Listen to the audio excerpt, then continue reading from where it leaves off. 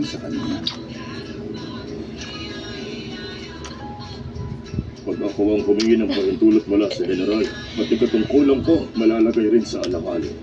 Love you, kulit-kulit. Para magawa ko yun, dapat sigurado ako na buhay yung babae sa lalong madaling I panahon. love you, siya kulit. Dalhin mo sa akin yung babae Siya na malayong timog. No, Gagawin ko po yun. siya lang. Siya lang nagkulit-kulit. Yeah. I love you, mommy, baby. Huh?